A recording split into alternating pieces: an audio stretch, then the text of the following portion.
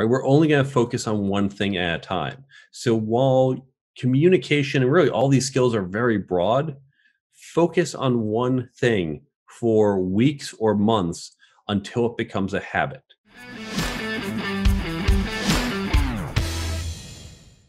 Anyone starting a business, and that can include your personal consulting business, you are going to be told no over and over. I don't want to hire you. I don't want to work with you. I don't want to work for you. I don't want to partner with you. Lots and lots of no's. You need a lot of perseverance. You also need to understand where are the no's coming from? What's motivating that? If they're all saying, because you've never done this, is there a way you can go out and do that? You mentioned that communication and leadership are also part of the book, The Career Toolkit. By the way, if you're listening to this and you haven't even opened that Amazon link on your website, please do that now. The Career Toolkit by Mark Herschberg. We're also going to have that in the show notes. Just go to leadershipstack.com. Look for the episode with Mark Herschberg, and we're going to have the link there. So leadership and communication. Communication is so underrated these days. And I heard a quote saying that the biggest mistake in communication is the assumption that it already happened. How do you improve in your communication skills? How would you measure it that if you're leading someone, oh, this guy or this girl, he or she is improving? How do you measure that? The quote you gave is from George Bernard Shaw, which is the opening quote to my chapter on communication. Awesome. I have seen that time and time again. Now, communication is a massive field. You could read 12 different books on communication that talk about completely different things, and they are all relevant because it can mean so many things.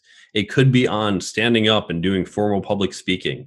It could be communicating through body language. It could be how we communicate through choice of words. It could be what I talk about in my book. It could be many different things. I don't think there's a clear metric where you can say, here's the metric, and I'm a 4.2, and how do I move up to a 4.4? But you can look and say, for whatever aspect you're going to work on, you can certainly get some maybe holistic feedback, maybe some qualitative feedback. So for example, we know with public speaking that if you have to do and you're not good at, well, you can start by practicing.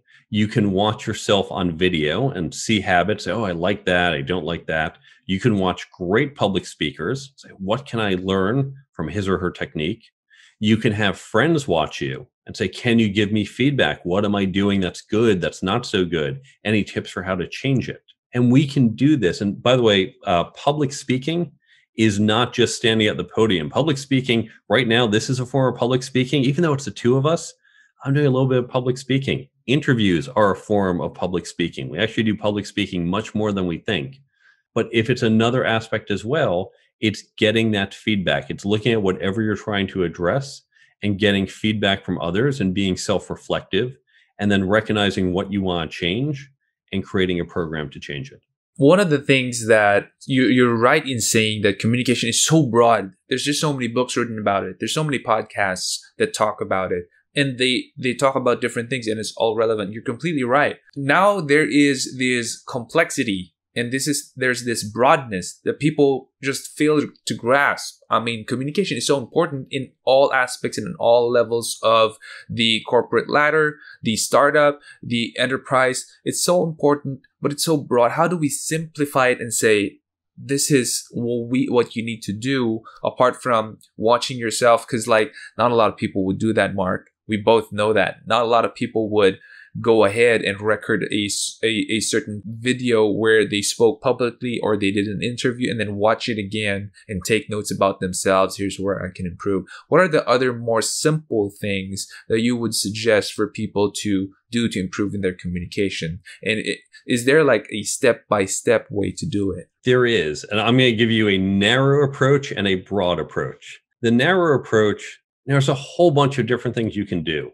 But let's look at this from a different perspective. Imagine it's January 1st. You have all these New Year's resolutions.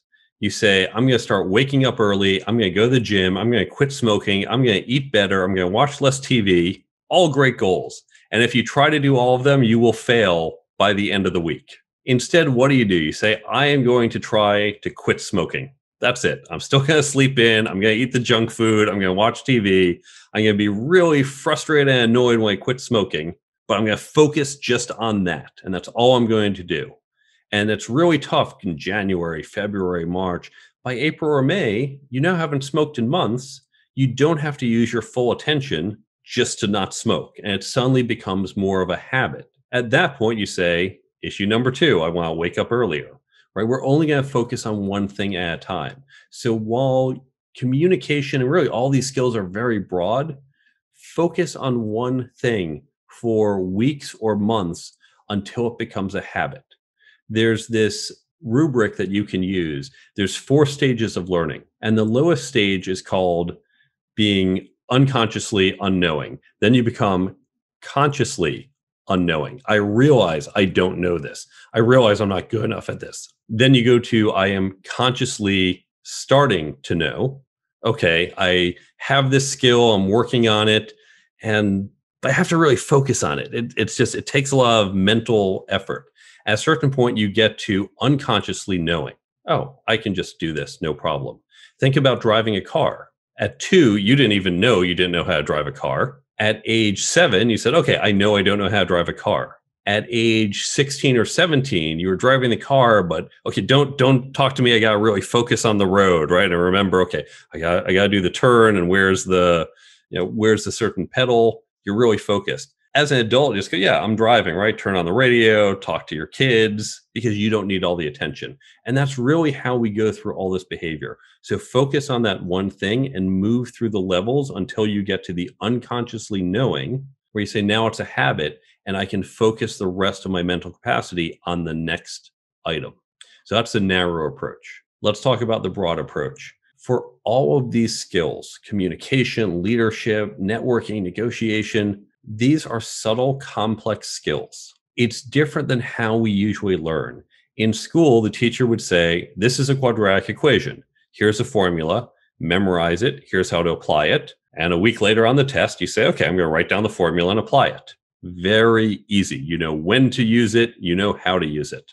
There's no formula for leadership. There's no 3 steps and magically you're a master communicator. It really is going to depend on this situation versus that one. It's really hard. So the way we want to learn these skills, all of the skills I talk about in the book, the way we teach them at MIT, the way they're taught in top business schools is to use peer learning. What you want to do, if you're in a company, you can set this up with your coworkers, or ideally get HR to set up for you. If you're on your own, get peers. Get whether friends of yours, create a local meetup group, find some professional organization you're part of, and just create these groups and say, we are going to, every week or every other week, we're going to get together. We're all going to read something or learn something and then discuss it. So you could, for example, take my book, and there's a free download on the website, how to set this up and how to chop up the book, and say, we're going to read these 10 pages and discuss it. We're going to talk about leadership. And in that discussion, I'm going to say, yeah, I had this really complex situation. I wasn't sure how to do it. And you're going to say, well, here's how I would have approached it. Or you're going to share a situation you did well or poorly, and I'm going to learn from that. We're all going to learn from each other.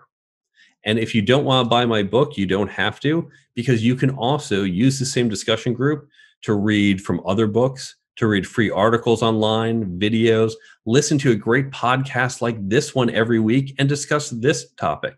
What matters is that discussion. You just need a common source you've all engaged with, and then have that discussion. And that's going to both keep these things top of mind, but it's also going to help you learn them in the complex, subtle ways in which we really apply them. Really good stuff, Mark. What would you say, and I'm down to my last couple of questions, what would you say will be the top 3, I'd say the top 3 biggest mistakes in communication? And I know I was horrible at it when I started, but I couldn't really tell you, oh, this is the worst problem I had when I was a leader early on, and this is the worst communication problem I had. But what will be the biggest, most common problems in communication that you see today in leadership, and how do you get over that? How do you overcome? First is not knowing your audience. Who is your audience? Whether it's you and I speaking one-on-one, what do I know about you? or whether I'm speaking to a large room of people. Who are they? Why are they here? What are they hoping to get out of it?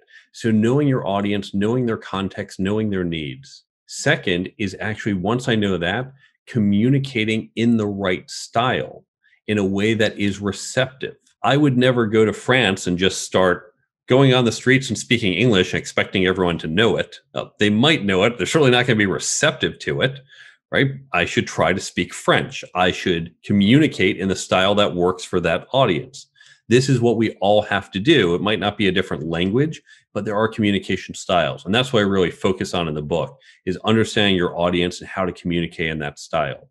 Even when you're doing that, the third thing is just conciseness of communication. It's recognizing what's the pertinent information, what's extraneous, and a lot of people don't know how to really focus on the important parts. Hey, Mark, if people want to get in touch, where's the best place for them to get in touch with you? You can go to my website, TheCareerToolkitBook.com. There you can see where to buy the book, including the ebook at Amazon and other places. You can follow me on social media or get in touch with me. You can download the free app. The app has lots of great tips from the book. It's available in the Apple and Android stores. And each day, what it's going to do is pop up like a daily affirmation. It's going to pop up one of the tips to give you those reminders. Or if you're, say, about to go into a negotiation, open it up, flip through those negotiation tips to get that quick refresher. Completely free. You can also get that from the app page on the website. And then there's a resources page, and has some free downloads for how you can create these peer learning groups that we talked about. There's also a whole bunch of other links to free resources online, as well as other books I recommend. All of this can be found on the website, TheCareerToolkitBook.com. For those of you listening, we're going to have all those links in the show notes. Again, look for Mark Herschberg on leadershipstack.com. Scroll down a little bit. You're going to see those links. Easy for you to click them and just download the app. And it is amazing that his book has an app. Can you imagine that? And my book has no apps. It's not even on Amazon on the App Store. So go ahead and download that. And Mark, if there's a one piece of advice, tip, anything that you could tell people who today are on the wrong side of the stick when it comes to the pandemic, what would you tell them? Vaccines work. Science works. Believe in science. There are tens of thousands of scientists and doctors. This is not a conspiracy. They have dedicated their lives to helping others. The fact that you and I can have this conversation is because science and engineering created the internet, created lighting, created electric signals, and used them in a way that we can communicate. Science has led us to this point. Science will take us further. Trust and believe in science. Really good stuff. Hey, Mark, thank you so much for being here on the show. Thank you for giving us your wisdom, and we are better for it. Thanks for having me. It's been a pleasure. Oh, hey, and since you're here, can you do me a favor? Can you hit on the subscribe button and hit the bell button and select all notifications so that whenever we have a new video, you're going to be the first one to know. Until then, keep leading. When you have a spirit of a shriveled spirit, a spirit of selfishness, then you always see them as enemies, and that's it. They're not friends, they're just enemies. So it depends on who you are. If you're very grateful for what you have, you have a spirit of abundance, you know that there's so much money in the world, and at the end of your life you can't take it with you, then that's the time when you're gonna have even your competitors as your friends.